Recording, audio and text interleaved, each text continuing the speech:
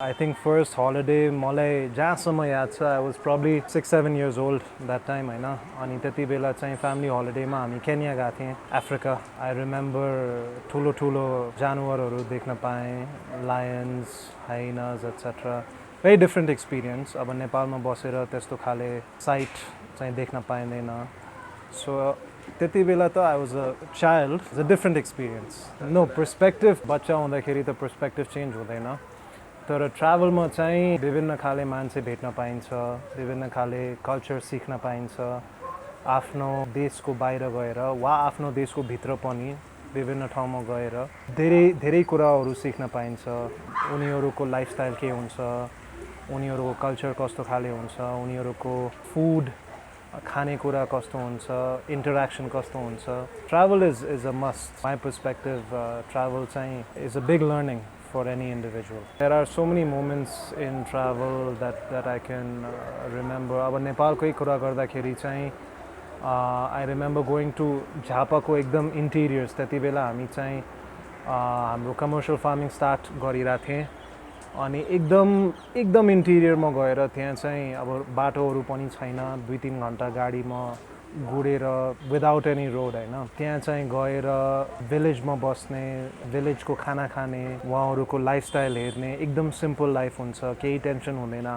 तपाईँ र हाम्रो जस्तै डेली टेन्सन हुन्छ इन्टरनेट छैन वा टिभीको केबल कनेक्सन गइसक्यो सिम्पल लाइफस्टाइल फार्मिङ गर्ने बच्चाहरूसँग इन्टरेक्ट गर्ने फ्यामिलीसँग बस्ने अब उहाँको डिफ्रेन्ट प्रब्लम्सहरू डेफिनेटली हुन्छ तर fundamentally they are much stronger than us so हामीलाई चाहिँ उनीहरूबाट सिक्नुपर्ने सो द्याट इज वान अब तपाईँ मलाई सोध्नुभयो one thing that I can remember so I got to learn a lot from different people different parts of the world उहाँको lifestyle हेरेर I could understand a lot so me and my wife go a lot to Africa opportunity पायो भने हाम्रो holiday destination of choice is Africa वा चितवन नेपालमा कुरा गर्ने हो भने चितवन बाहिर कुरा गर्ने हो भने अफ्रिका वा कुनै जङ्गलतिर होइन So once, I think 2-3 वर्ष अगाडि we were in Africa अनि त्यति बेला our guide, हैन, our driver, so when we landed, he said, have you been on safari before? Have you seen animals before?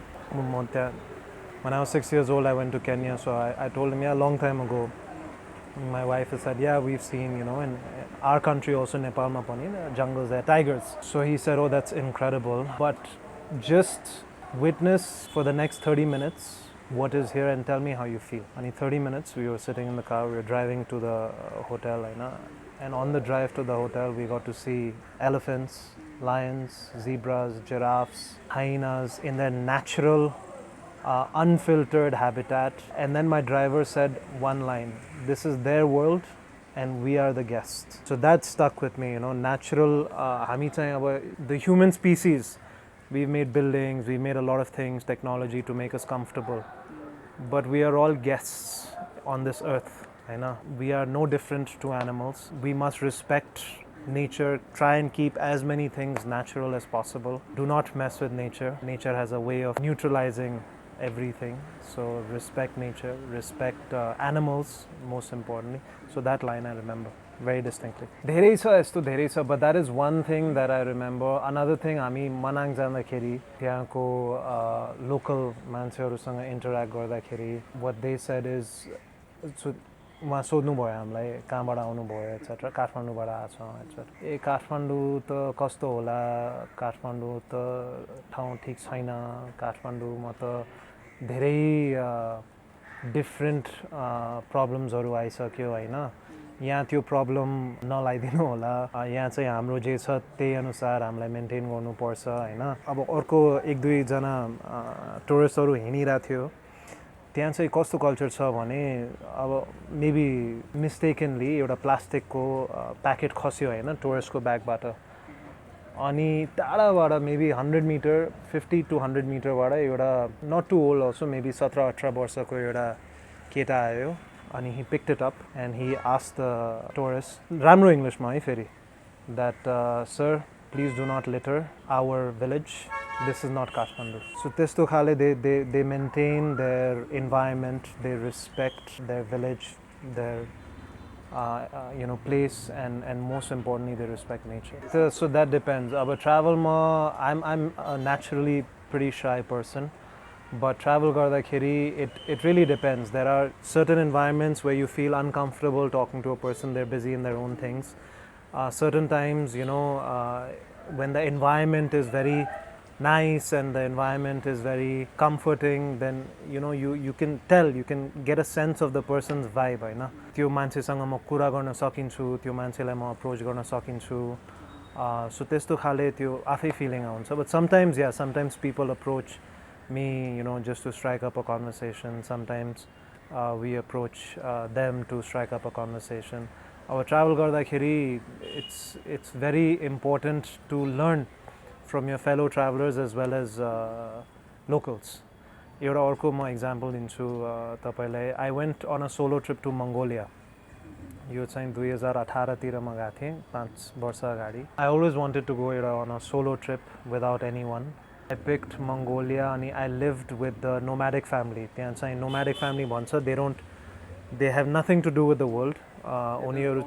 They don't own anything. उनीहरू चाहिँ tents मा बस्छ. They keep shifting their camps according to the season. They don't go shopping for food. They don't have electricity, no TV, no phone, no nothing, no internet, होइन. So they grow their own meat and they hunt and and they eat, and that's how they survive. The only person I could speak to for 10 days was my guide, because he's the only person that knew English. I had no phone, I had no internet, there was no electricity. It was very cold. There minus 20-25 degrees Celsius here. But I got to learn so much from that. I got to learn how powerful we are as individuals. We don't need internet. It helps, yeah, of course, in work, in business, and communication with families. It's a good thing, it's not a bad thing. But it's not that we cannot live without it. So you get to learn a lot of your own strength and your species' strength by disconnecting from everything, for a few days. That was probably one of my most empowering holidays and travels in my life. 10 days without internet. एउटा ठाउँ मलाई याद छ, 5-6 दिनदेखि म एकदम zero इन्टरनेटको ठाउँमा थिएँ, होइन. Not even for 1 minute in a day. तर about, I would say, 15-minute walk. एउटा ठाउँमा one single bar used to come. So I would go there every day.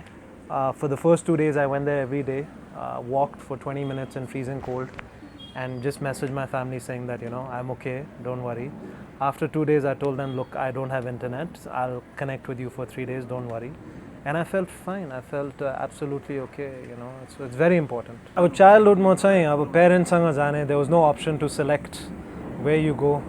Parents, they would decide where to go, how to go, what to see. So now my personal preference when I travel is usually any place that has nature. So whether it is jungle, whether it is mountain, desert. So मलाई चाहिँ बिल्डिङहरुमा बस्न त्यति मन लाग्दैन. मलाई चाहिँ सिटीहरुमा जाँदाखेरि I don't enjoy it so much. I like going outside. Tourist approach अब अब कुनै पनि ठाउँमा जाँदाखेरि you have to go to the tourist places. त्यो कन्ट्रीको, त्यो सिटीको, त्यो भिलेजको त्यो आफ्नै युएसपीहरू हुन्छ, होइन, त्यो त हेर्नु पर्यो. तर mostly I like to do what locals do. लोकल्सहरूसँग इन्टरेक्ट गर्ने, उनीहरूको लाइफस्टाइल बुझ्ने, उनीहरूको हिस्ट्री बुझ्ने. I love history. So I like understanding कि त्यो ठाउँको हिस्ट्री के छ, त्यहाँ के भएको थियो, त्यहाँ कसरी पुग्यो. So I enjoy that.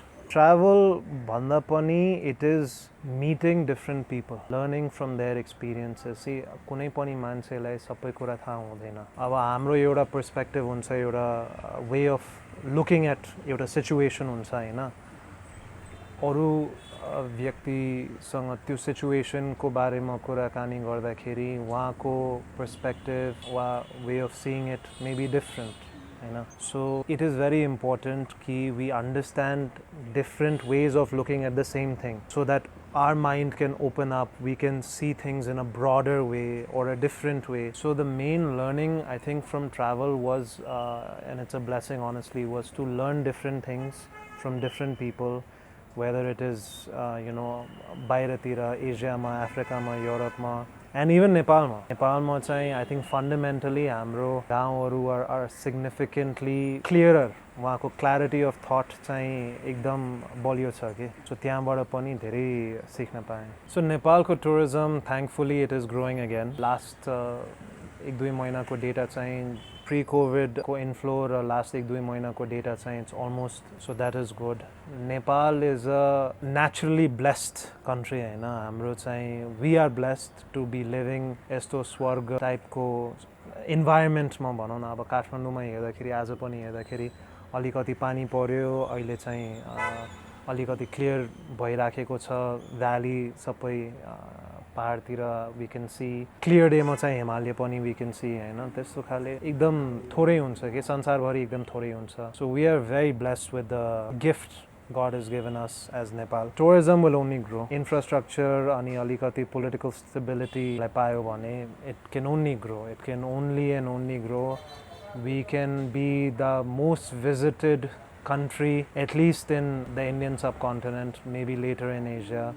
So much is there. हामीसँग हिमाल त छँदै छ, everyone knows about it. Lumbini छ, हामीसँग पोखरा छ, तराईतिर there are different USPs. We have everything. Africaमा के हुन्छ भने different countries-मा चाहिँ different rules and regulations छ. कुनै पनि रिजर्भमा वा पार्कमा चाहिँ some countries-मा permanent structure build गर्न पाइँदैन. Tented camps मात्रै हुन्छ, तर it's good हैन. अब चितवनमा पनि 3-4 वटा राम्रै रिजोर्ट आएको छ, सस्टेनेबल रिजोर्ट पनि आएको छ. अब टुरिज्म इन्क्रिज गर्नको लागि चाहिँ हामीलाई मेन चाहिँ इन्फ्रास्ट्रक्चरमा फोकस गर्नु पर्यो, एक्सेसमा फोकस गर्नु पर्यो. हाम्रो अब जस्तै 2-3 वटा रिजोर्ट चाहिँ 1.5-2 घण्टा काठमाडौँबाट 1.5-2 घण्टा राम्रो रिजोर्ट पनि रिसेन्टली ओपनिङ भएको छ.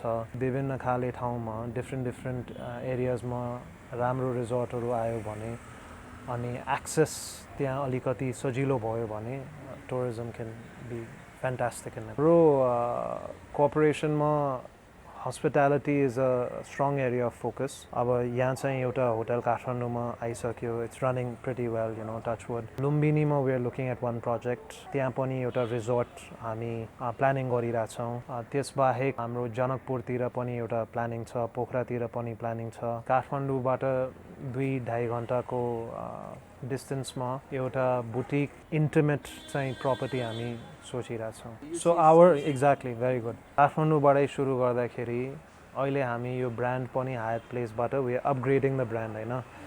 So we are upgrading it in such a way जुन हाम्रो लबी एरिया अलरेडी नेपाली अलिकति आर्किटेक्चर छ. एन्ट्रेन्सदेखि लबीदेखि आर्टवर्कदेखि सबै everything will be now all the equipment we buy will be made in Nepal. Local Nepali आर्टिस्टबाट हामी आर्टवर्क लिइरहेछौँ, उनीहरूबाट हामी ह्यान्डिक्राफ्टको डिजाइनिङहरू गरिरहेछौँ. We are involving the local community. Similarly लुम्बिनीमा पनि जुन त्यसको आर्किटेक्चरल प्लानिङ छ, जुन डिजाइन हुन्छ त्यो चाहिँ त्यही लोकल्ली इन्सपायर्ड नै हुन्छ त्यहाँ. त्यस्तै जनकपुरमा, पोखरामा.